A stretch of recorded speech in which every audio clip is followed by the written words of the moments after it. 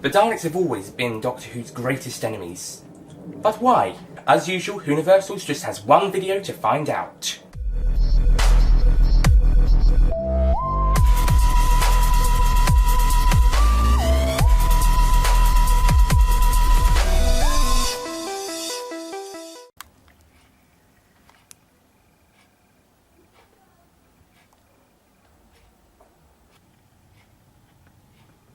So, what makes the Daleks great? Well, I've got a couple of ideas how they're great. And I've got my trusty Doctor Who The Dalek Handbook with me to help. And also around here is Daniel the Dalek and his friends, as promised in the last video. Here's a friend. Here's some more friends, and they're the only talking Daleks I've got. Well, from that range, or from the second range. Oh well. So, if we look through this little book, let's see what makes the Daleks great. Yay! Okay, the first thing I believe is what makes the Daleks great is the design. Just look at this design. It looks like a tank, or a dustbin, or just a robot in general. But really, there's a mutant inside.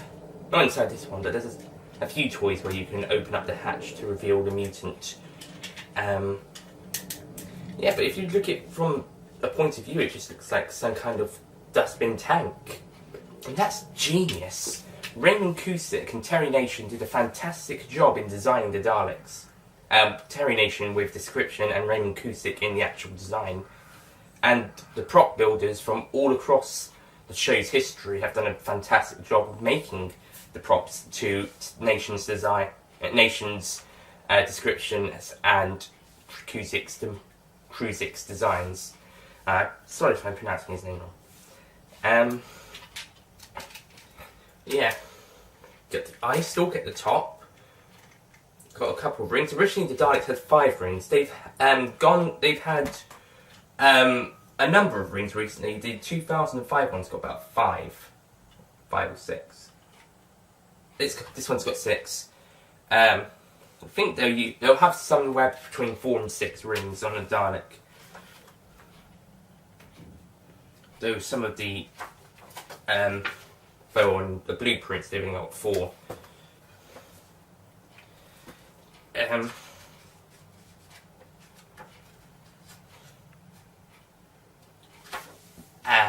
We've also got the lights at the top which flash when they're talking.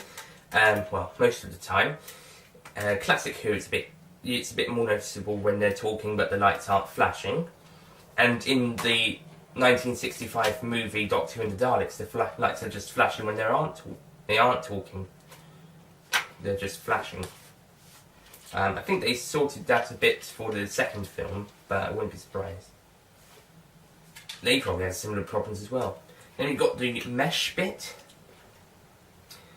which is presumably where the Dalek operators could see out of when they're driving, unless they have a camera through the eye. But with classic Daleks, it was just a solid dish of an eye for the 60s, solid dish of an eye with a pupil painted on for 70s and 80s, and for 2005 onwards, they had a kind of a light, a blue light in the dark. They probably had a light and then put some blue glass or something. For the Paradigm ones, they presume that one was a bit more trickier. Actually, it looks like you've got a kind of a blue pupil with a orange eye, and then when you look on the mutants, they just have the kind of one eye. Sometimes it's, depending on the colour, I think it's either blue or white at points. Maybe yellow. I find a picture of a mutant's eye. Okay, here we go. Kind of a yellowy eye. Then you've got this middle section with the slats, which were actually only introduced in the chase. In the Daleks, they didn't have any slats. for the Dalek invasion of Earth, they didn't have any, but they did have a solar dish at the back and a larger base, which is presumably where the idea for the Paradigm ones, the Daleks' bases, come from now. In fact, they're kind of like that, but with fatter bits here and no bottom bit here, if you can see that. So, yeah. No slats, they were introduced in the chase. For the movies, the Daleks being set on Skaru, they didn't have any slats either, and a couple of these Daleks appeared in the chase. They probably had slats fitted on, though, because that's what the Daleks had from the... Actually, it wasn't even the chase, it was the Space Museum. There was the ending of the Space Museum, which links in with the chase. So it's actually the Space Museum that kind of... Space Museum, the chase, where the Daleks with the slats come in. The 2010 Daleks don't have the slats, and I always presumed that the giant the thing at the back that people thought was ventilation to hide new weapons. Here, I thought that bit was supposed. I thought that's how they picked up their power. Although many people are saying it's for new weapons, which is, of course, we'll never know now because the BBC aren't putting them out because of the fan reaction, which is a dreaded shame. Then you've got the gun and the sucker. The sucker is useful as a tool, but as you can tell from Dalek, it is also useful as a secondary weapon. And the gun, since the beginning, has always been the deadly weapon. Then you've got the middle section, which has all these sensor codes that can pick up stuff, apparently, it can sense things. And then you've got the base. And underneath you'll have the flying stuff for a Dalek. You can hover on a Doctor Who magazine figurine there, or new series ones tend to have. Let me just check one. Here we go. Here. I think one or two exceptions of the new series Daleks, but these ones have a base for the figurine collection, and that's that's how they move. As a prop, they can move with wheels, but Daleks themselves, they'll have the lights to help move them along, and then the middle one is to fly. A Dalek first did that in 1988 with Remembrance of the Daleks. It actually happened in 1985 with Revelation of the Daleks. It was in episode 2 that there was a Dalek flying, and it was the one that killed Natasha and her friend where the Dalek mutant and humans were becoming mutants. It was a Dalek being processed behind their back, and then it flew up and exterminated them, and then blew itself up by accident. So actually 1985 was when we first saw a Dalek fly. Then 1988 with Remembrance of the Daleks parts 1 and 2, with the Dalek coming up the stairs. And then of course Dalek was the first time we saw a Dalek fly properly. It was the first time the Dalek used it for an advantage. In Revelation, it just was there to exterminate someone. Remembrance, it's just there to exterminate the Doctor and provide a brilliant cliffhanger. But Dalek, it was when the Dalek was chasing them up the stairs, it can go up the stairs, and that's a joke that's always been hinted around Doctor Who. The most notable cases are in The Chase, episode 3, and Destiny of the Daleks. I think it's episode 4. No, episode 2. 2 or 3. In Dalek, the Dalek just stares up at the chase. Sorry, not the chase, the humans, including Rose Adam and a security guard. They tell it to go back to the cage. The Dalek's just like, elevate! And then it's just hovering up the stairs. So, that's the first time the Daleks have actually done it to an advantage. Because the other two times it's just extermination, which wouldn't really be an advantage unless there was some sort of major obstacle. Or that someone was thinking, maybe someone was provoking it. And remember, it's the the 7th Doctor, thought the stairs would be safe, but the Dalek could fly up them. And even then, they could still fire from the bottom, as seen in Part 2, which is another case of a Dalek flying. Yeah, but in case of Part 2, you could see a Dalek fire a weapon up as haste. And classic Daleks are a bit slow, aren't they? They're a bit slow on the extermination and the movements. I think new series ones are a bit faster. Of course, they can't do they're not that fast. Dalek, you can see, it's still quite slow, but the humans need to go as fast as they can if they want to survive. So yeah, fantastic designs. Second thing I think is great about them is the voice. The voice is fantastic. The voices are fantastic. Of course, you'll have the notable ones that aren't as good and notable ones that are better than some of the others. So, for example, there were quite a few classic ones that weren't that great, but they still sounded pretty good. Roy Skelton did a good job voicing Daleks on many occasions, but there were a few voices that didn't go as well in the classic series. Hang on, I've got some green.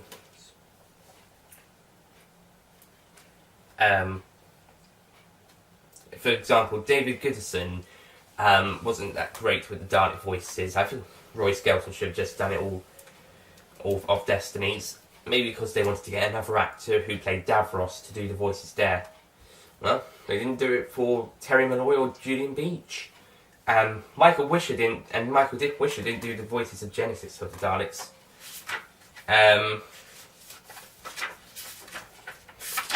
Where's my voices? And John Leeson actually does some of the voices in Remembrance of the Daleks. I don't think he was as good. He should stick to K9. Stay as K9, but Daleks wasn't so good. He's fantastic as K9, but not as the Daleks. And of course, Jeffrey Sachs from the TV movie did the worst Dalek voices ever, apart from ones that are, well, at least in the TV series, there might be worse ones. If you've seen the TV movie's first minute or so, you'll know what I mean. It's when the Master's being executed. Yeah. However, since 2005, all but a couple of voices have been done by Nicholas Briggs, who also does them for the Big Finish audio adventures. I say all but some, because some are done by Barnaby Edwards. I think, at least in Victory of the Daleks, at least, some are done by Barnaby Edwards, but he's a pretty... If you can't tell the difference between his and Nicholas Briggs's, then he's a really good one too. He should probably do a few more if Briggs is unavailable. Of course, I doubt Briggs would ever become unavailable for Daleks or any monster voice. He also does Cybermen, Jadoon, Ice Warriors, The Nesting Consciousness, and the Zygons. Yeah, many, many others. So it's unlikely there will be no Nicholas Briggs as the voice of the Daleks for a long while, and he does them for Big Finish as well, as I've mentioned. So, and in fact, he was kind of like the founder, and he's like the producer or executive producer of that. So, and one of the head writers. So, yeah. Why he hasn't written an episode for New Who, I do not know. It'd be great for him to write a Dalek story.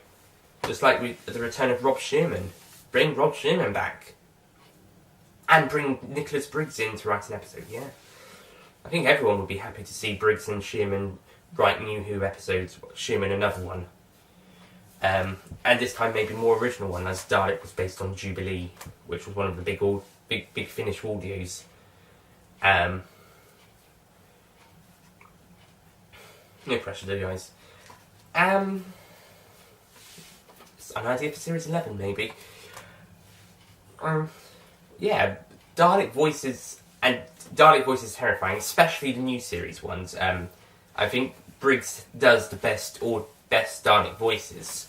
I do like Roy Skelton, David Graham, Peter Hawkins, and David Wisher, and many others.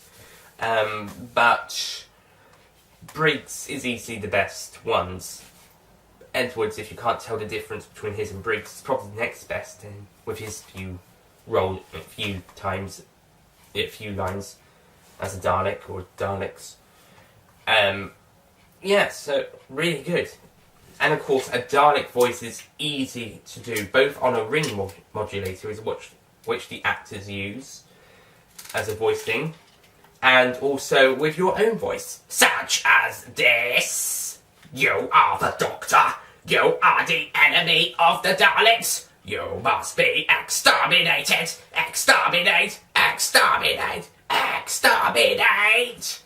I actually did a video on my own channel, Nicholas Payne, saying Dalek voices for hire, because I can do Dalek voices, and you can. So I did a couple range of Dalek voices like this, so people could pick it up. I've actually had about a week. I think I actually got a request or two how to do these voices. I think someone sent me some past the line, so I'll have to record them though. There hasn't been any deadline settings though. Yeah. The next thing I believe is the reason the Daleks have been staying power is their scariness, how scary they are, the voices. If you look at if you look at An Adventure in Space and Time with Nicholas Briggs playing Peter Hawkins as the voice of the Daleks, you can actually tell how terrifying it was. So it's something like how the voices in the 60s were terrifying children and maybe even adults back then, just as how Briggs's performance as Hawkins as the Daleks, very similar to Briggs's own as well, is pretty scary for Adventure in Space and Time, and yeah, and they can be pretty menacing. In Dalek Invasion of Earth, they actually have their suckers waving up very high like a Nazi salute, as the Daleks were based on the Nazis, and that's another scary thing, the fact that in 1963, Second World War was quite recent, and the Daleks being described as space Nazis. So that was pretty terrifying, at least for adults who lived through World War II. So, yeah. And also, you wouldn't want to be meeting a Dalek in the dark alleyway at night if it just came round out of the shadows, out of nowhere. You're like, exterminate! Yeah. You wouldn't want to meet a Dalek in the dark. And if you've seen The Stolen Earth, you'll know how people actually are terrified by the Daleks for just occupying a planet. Just by being occupants of the planets, the Daleks actually bring fear into the human race. They probably would have done that in the 22nd century invasion, but we saw the events about 10 years later, as opposed to them actually invading, so we didn't see the fear, we saw more of the resistance. That they did fear the Daleks, but they weren't terrified.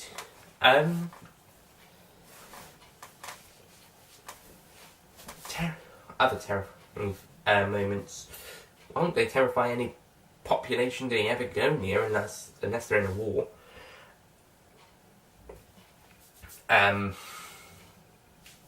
But you would be scared at this if you found out it was a killing machine and it was the most ruthless thing in the universe. From an angle, it doesn't look that scary, but then it starts talking. Then it moves its gun.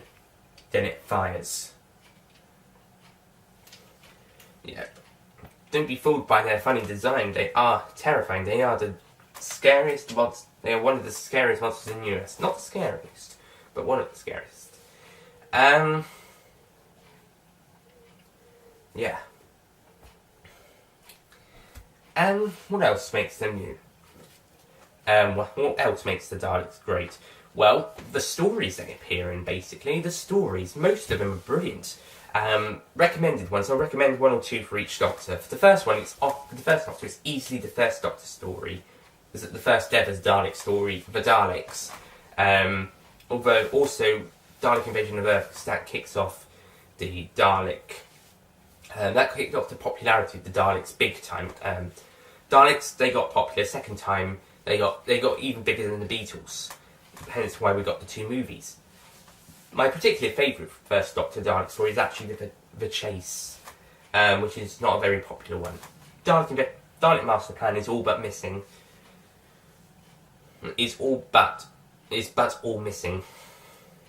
3 episodes survive on the Lost in Time box set, but you can't find any of you can't find any of the other 9, including the Christmas special episodes or the prologue episode that came about 5 weeks earlier, before the Mythmakers, which is also completely missing. Second Doctor, Power of the Daleks is completely missing, and Evil of the Daleks, there's only 1 episode surviving. So Second Doctor, I'm going to say Evil of the Daleks episode 2, because that's the only one surviving. I'm only going by surviving episodes. I haven't read or heard any. I might read the episode 7 of Dalek Master Plan on the wiki page to talk about that when it comes to Christmas specials. Third Doctor, Day of the Daleks. Ooh, it's alright. The special edition version has better Dalek voices, with Nicholas Briggs providing the voices for all the Daleks, and they sound much better to the 3 actors who did them in the 72 one. No offence. Was it only 2 actors in the 72 one? And then one of them did 2 Daleks. Frontier in Space I never really enjoyed, but part 6 is the best, and the second half of that features the Daleks, which leads on into Plans of the Daleks, because that's supposed to be a 6-part, another 12-part Dalek epic like Master Plan, but instead of a 12-part story, they had 2 6-parters leading into each other. And this first one leads into the second, and that's what the end of Frontier in Space leads into Plans for the Daleks. And Plans for the Daleks is the best third Doctor story, so that's my third Doctor recommendation. Plans for the Daleks. First one would be the Daleks, second one would be Evil of the Daleks Part 2. And then we finish up the third Doctor's era with Death to the Daleks, which is good. Really good new design. These Daleks make an appearance, their one and only appearance. They're great.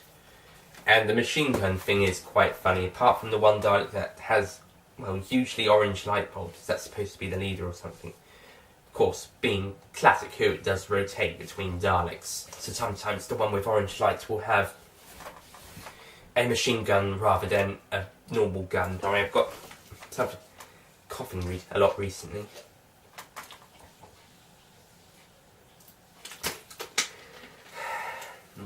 Must be there. Pollen. We're on to the fourth Doctor now. Genesis of the Daleks sees the origin of the Daleks. And though I'm not so keen on this one, I'm probably one of the very few people who aren't so keen on this one. I am going to recommend it because it is the Dalek origin story. And Destiny of the Daleks, the next appearance, the budget has gone downhills. And the story is quite silly, whilst Genesis was a very serious one. So Genesis of the Daleks is my fourth Doctor recommendation. Fifth Doctor, Sixth Doctor and Seventh Doctor only have one Dalek story each, aside from the 5 Doctors, which actually the First Doctor met in that story. First Doctor met a Dalek in 5 Doctors, so First Doctor's obviously had the most Dalek appearances, at least in episode-wise, excluding cameos.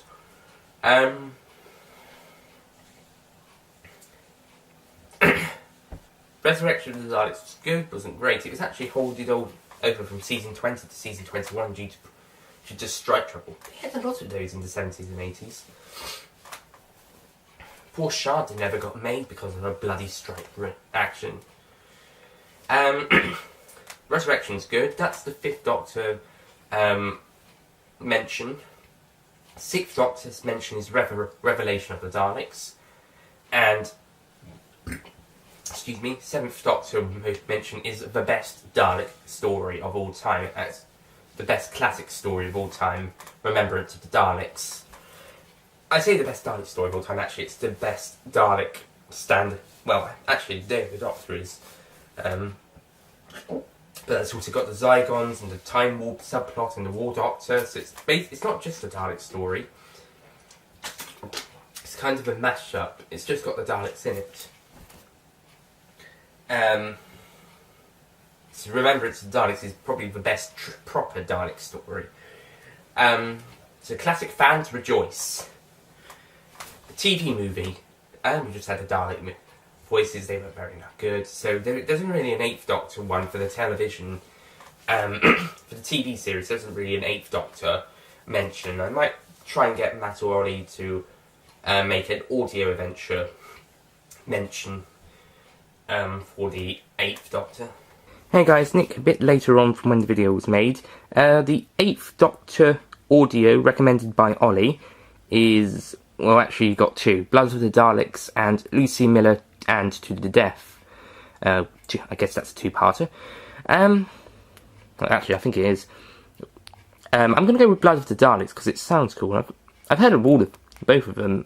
War Doctor, again, for television, you get the Day of the Doctor. For audio, there might be, well, there's a few audio box sets with the War Doctor and the Daleks out there. Or at least one is. I think the second one might be out now.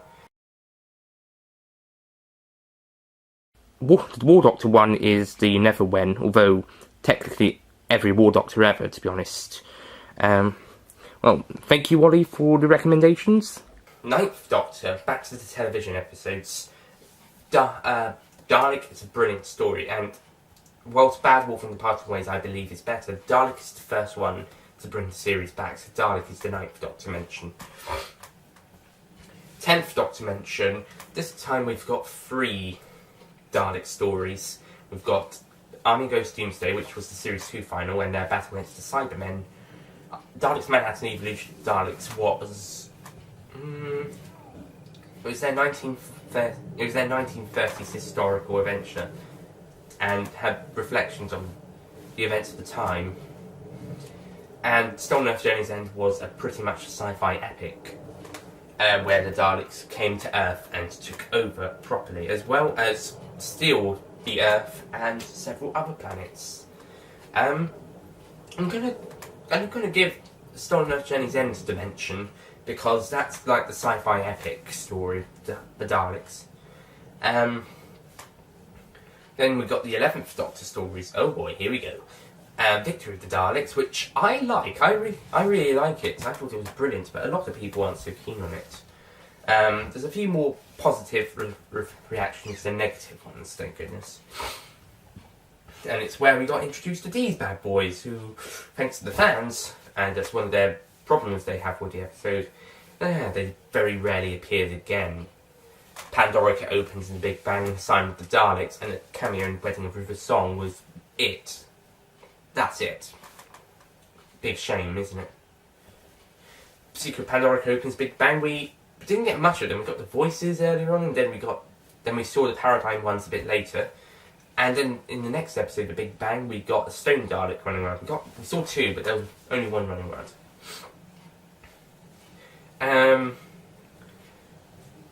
Wedding of River Song is, along the Waters of Mars, the Wedding of River Song, it has the biggest Dalek cameos. So those 2 are the biggest Dalek cameos. And maybe also Hellbent.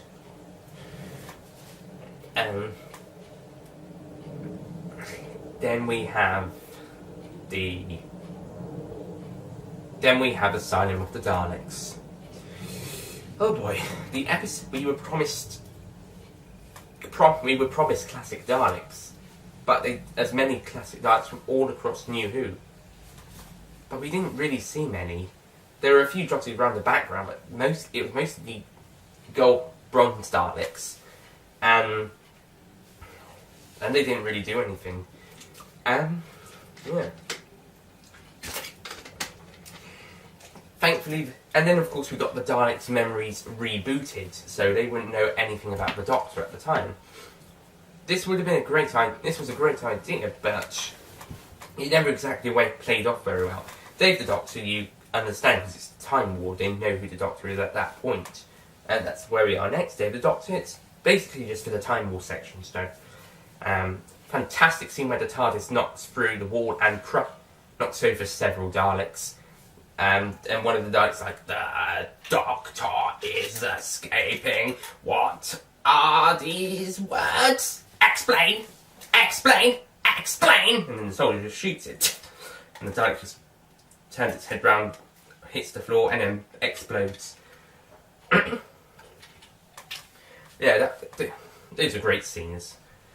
Time of the Doctor, they were just one of the many monsters that were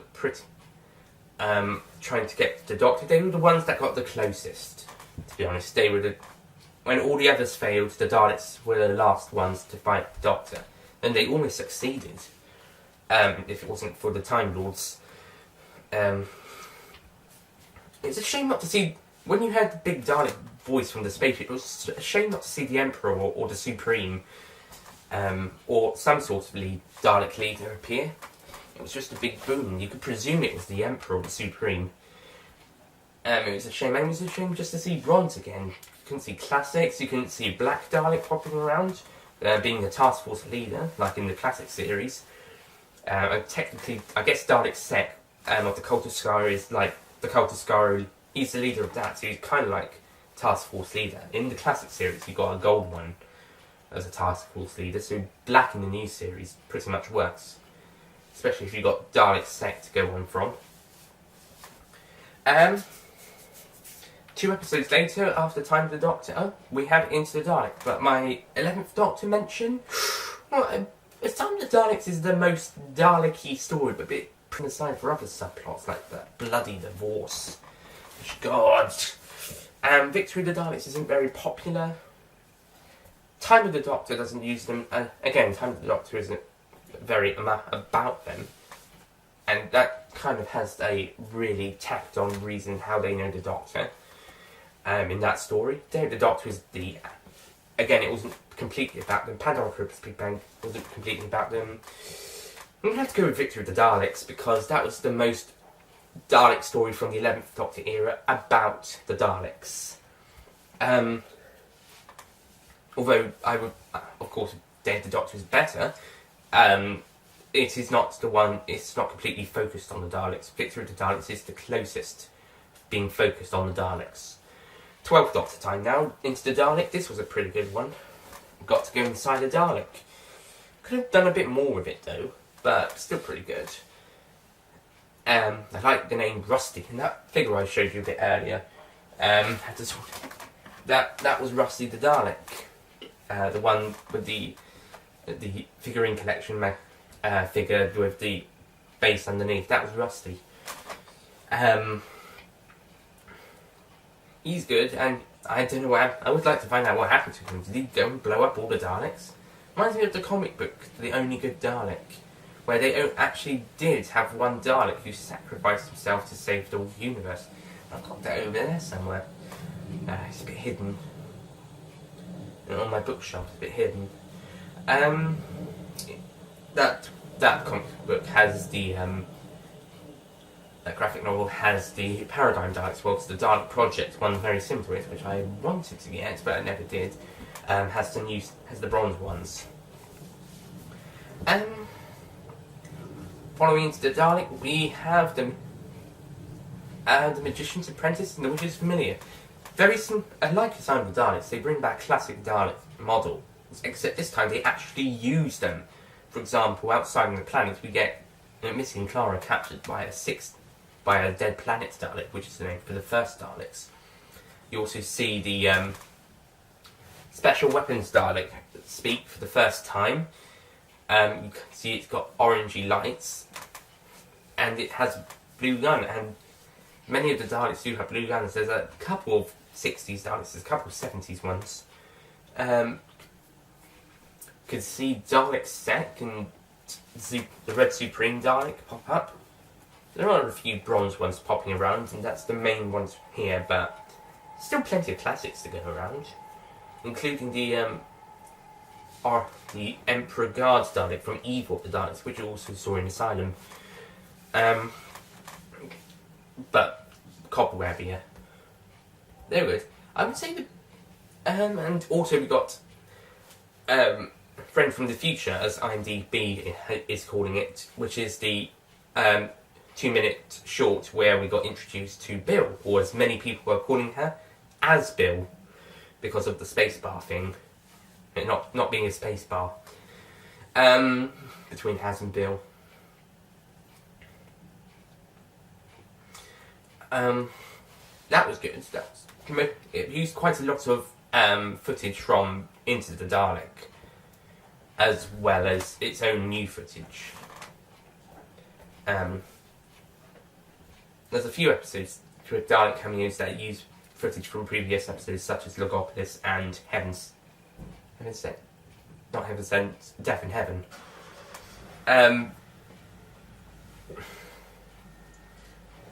But yeah, I would say my 12th Doctor mention would be Into the Dalek, because you actually go inside a Dalek, which is pretty clever. Yeah. So my mentions are The Daleks, The Evil of the Daleks Part 2, Planet of the Daleks, Genesis of the Daleks, Resurrection of the Daleks, Revelation of the Daleks, Remembrance of the Daleks, Do You Never Win, Dalek, Stolen Earth Journey's End, Victory of the Daleks, and Into the Dalek. So yeah, and my personal favourite Dalek story is Remembrance of the Daleks, and well, Day of the Doctor and Remembrance of the Daleks, but Day of the Doctor is so focused on it, as much as Remembrance. Yeah, that's pretty much it. Finally, the last thing I'm going to talk about is when I would have the Dalek, what I would do with the Daleks Returned, the Series 10 or Series 11. Well, for starters, because the Daleks appeared at the beginning of the series the last 2 times, and because even though we've got a 2-year gap, it's not going to have many stories in between them, like with the 2009 specials. Between Journey's End and Victory of the Daleks, there's only like 7 stories, or only a few episodes between them. Between those 2 stories, despite having been off a year, minus that 1 cameo in Reporters from Mars. So despite that, they only had 7 stories before Victory. We're only in 7 stories beforehand. We're in 7 stories prior to that episode. Oh, I can't get this right. It was a 7-story gap. Okay? Gotcha. Yeah, so even though it was more than a year, even though a nearly 2-year gap, it was only 7 stories. And this is going to be a similar thing this time around. If they have the Daleks at the beginning of Series 10, it's only going to be 12. It's only going to be a few. Actually, it wouldn't be even less than that because of the 2 parts of the series. It would be not too similar number of stories later, even though it's like a year and a half. And this is discounting Friend from the Future. And yeah, and the same if it's in the Christmas special. If they're in the Christmas special, though I think Friend of the Future will be the 2016 Dalek appearance, so that they can keep the rights. Terry Nation Estate, you're making it difficult for us to use the Dalek. You're making us use the Daleks so much. It's just a good thing that we don't have to do a major story every year. Well, I don't like the Daleks, but I think they are getting overused a lot, and it's because of the Terry Nation Estate's rule. It's the deal they did, so thank God for the cameos. Excuse me. That being said, we didn't have apart from Time of the Doctor, we haven't really had a Dalek Christmas special yet. Feast of Seeing is part of Master Plan, but I don't think the Daleks appeared as much in that episode as the other episodes of that story. So an actual Dalek Christmas special, like the Cybermen in Next Doctor and the Master in End of Time, would be a pretty good one. It would be a good idea. Maybe not just yet, though. Maybe not this year, because maybe next time. Maybe they could be in 12th Doctor's final adventure. I don't think Peter Capaldi's leaving. Yes! Peter Capaldi's staying on for Series 11.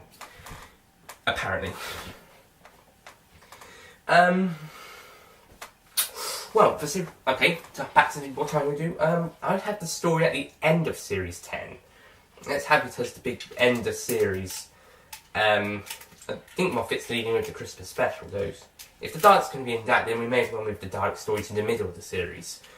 Of Series 10, if at all. If have one at all. Because it would still be 2017 for the Christmas special, so we don't have to have a Dalek story in 20... in series 10 if there isn't, if they're going to be in the Christmas one. It could be something like series 1 or series 5 where it's a few episodes gap between episodes of the series. Mind you, actually probably fit more to series 11, really, or series 12. For series 11, again, I've had the Daleks at the end of the series, especially if it's going to be in the Christmas special of 2017. Series 12, and then you can try and work it out. And then series 12 maybe halfway, maybe a one-parter in midway through series 12. But I would probably stick to end of series. Actually, don't have them every end of series. Just have them near the end of series. Maybe like the Sidemen in Closing Time, and Nightmare Before Silver. Not Nightmare Before Silver. Nightmare in Silver. Maybe just the penultimate or the one before the penultimate. If the penultimate's a two-part of the two-parter, the final. Yeah. And how would I write a story? Well, one idea I actually had, and this isn't going to... is actually the fact that it's going to be a two or three-parter. There's this base under siege. The Doctor and Bill, and maybe even... what's his name? Narble, if he's going to become a companion. It's rumoured he is. Narble. They're going to end up on his place. They're going to try and solve a mystery. They're trying to look after the crew, and then eventually... two opposing forces come in, and it's the Daleks and the Time Lords. What an excellent beginning, and then the next part sees them try to get the Doctor as well as each other. They're kind of fighting each other. I think this would work as a two-parter, but we won't rule out the three-parter, with the first episode being based on the siege episode, the second one being the big battle, and third one being the dramatic final. If a two-part, the last 2 points are being merged together. Yeah. We could have another three-parter, not like the Face of the Raven Heaven Sent Hellbent one, which were kind of like 3 episodes linked to each other to become a 3-part story. More like Utopia, Sandron's Last Time was actually dealt with more of 2 stories linked together. No, this time we can actually have an actual 3-parter, without being a number of stories linked together, number of episodes linked, number of stories linked to be one. Yeah. Not like Frontier in Space Planet and Daleks, more like Master Plan. But yeah, it could be the master plan of the new series 3-parters. Let's see. Well, I think that's pretty much it. That's why Daleks are the immortal enemies. The design, the voices, how scary they are, the stories they appear in, and what they do in them, and what people's general opinion. Think of them. Excuse me. After all, we all love the Daleks, don't we? We do! We do! We do! Thank you for watching. Next time, something a little less Dalek. In fact, it actually follows the Sideman story. But it isn't a Sideman story, it's something a bit different. See you guys next time when I review The Idiot's Lantern, which is the story that got me into Doctor Who. Bye.